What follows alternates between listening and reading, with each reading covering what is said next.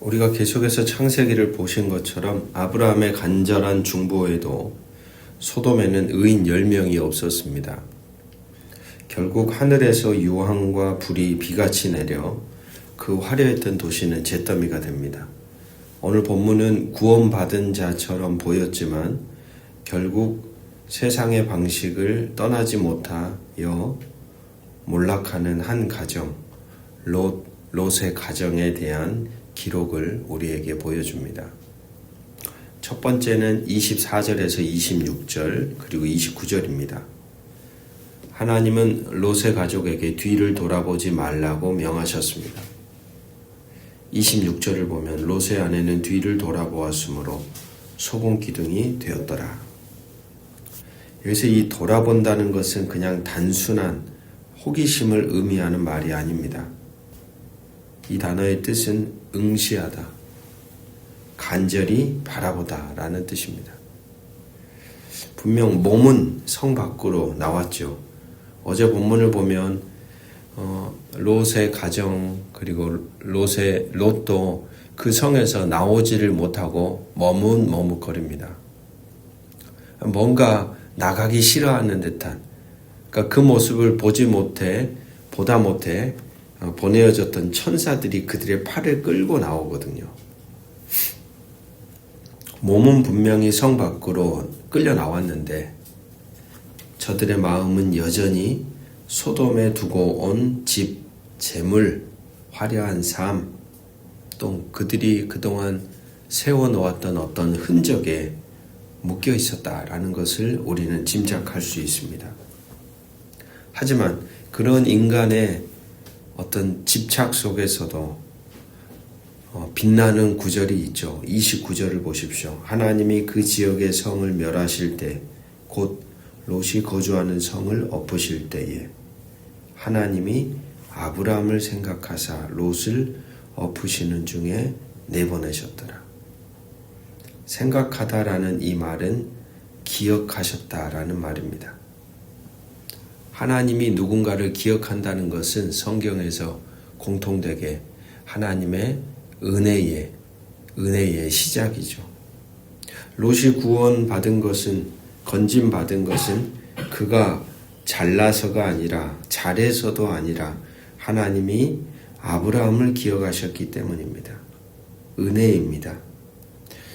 우리도 역시 자격이 없지만 우리의 중보자 되시는 예수님으로 인하여 그 예수님을 기억하사 우리를 진노 중에 건져주신 것을 오늘 우리는 믿음으로 고백하고 있습니다.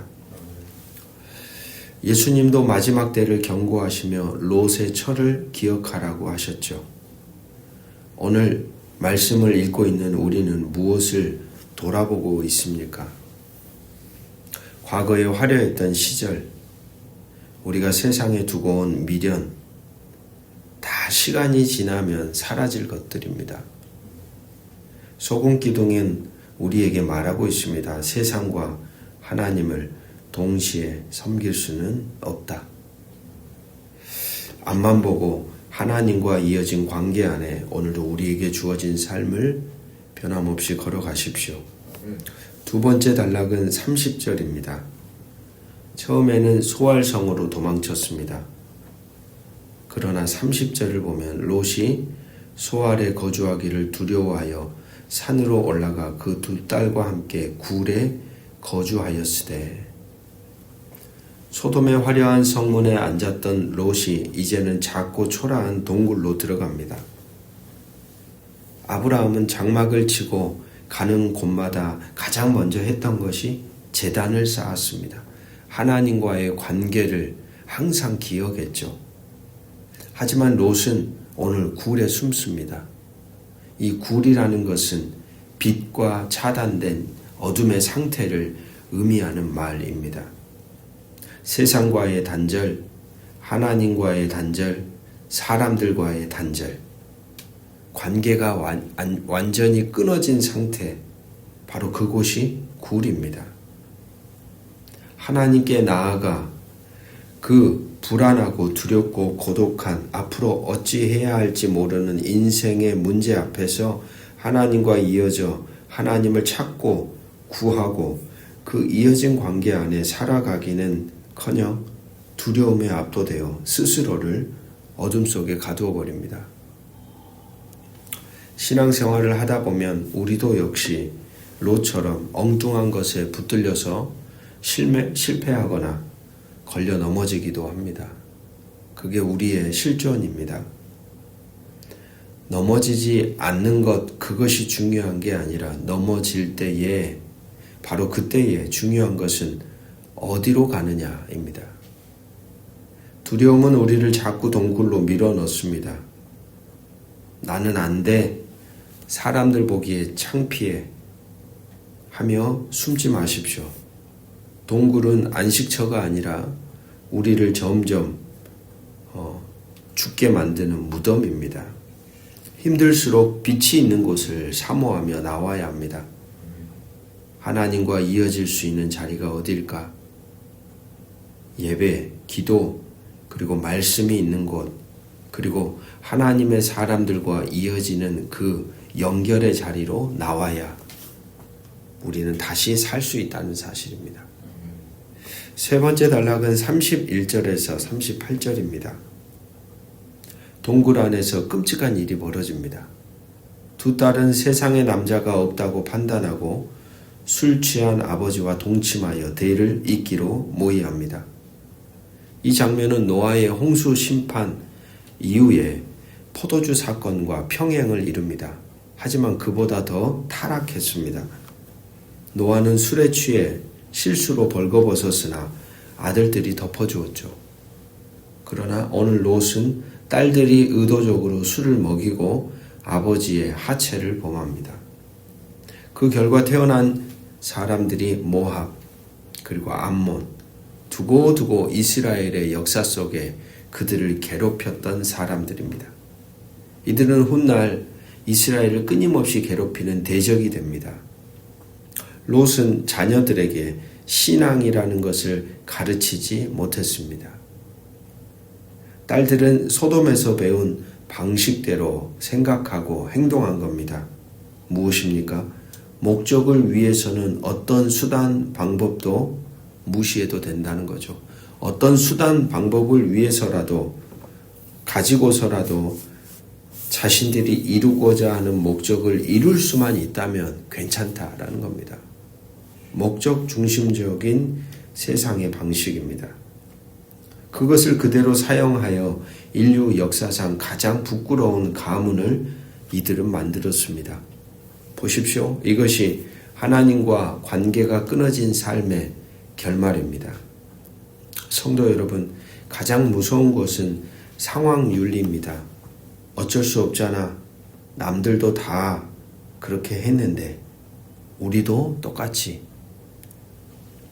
딸들의 이 논리가 끔찍한 죄를 낳았습니다. 롯의 인생을 보십시오. 재물을 따라 소돔에 갔습니다. 빈털터리가 되어 동굴로 도망쳤고 결국 부끄러운 이름만 남았습니다.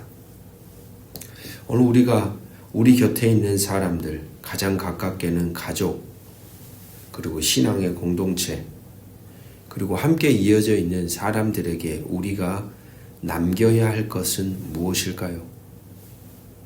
그것은 바로 어떤 상황에서도 하나님과 이어지려는 마음, 그 갈망함, 하나님과 이어져 살아가는 삶의 흔적, 바로 그것이 진정한 신앙의 유산이라는 생각이 듭니다.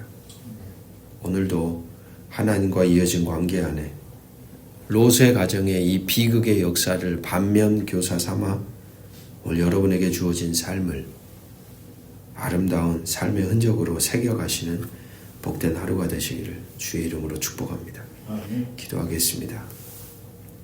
주님, 소돔은 불탔으나 아직도 우리의 마음속에 세상에 대한 미련은 많이 남아 있습니다.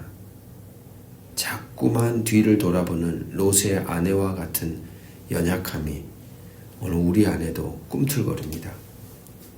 심판의 자리에서 우리를 건져낸 것은 우리의 의로움이 아닙니다. 우리 같은 존재를 위해 대신 자신의 생명을 주신 예수님 때문에 오늘 우리는 건진받았습니다. 그것은 놀라운 하나님의 은총이며 자비입니다. 실패와 두려움 속에 스스로 만든 동굴 속에 숨어 세상의 방식대로 위로받으려 했던 롯의 흔적이 우리 가운데 있다면 과감하게 끊어내게 하시고 잘라내게 하시고 그 어두운 동굴을 박차고 나와 다시 빛 대신 주 앞에 이어져 살아가는 거룩한 성도로 오늘도 걸어가게 하옵소서. 우리의 구원자 되시는 예수 그리스도 이름으로 기도드립니다. 아멘.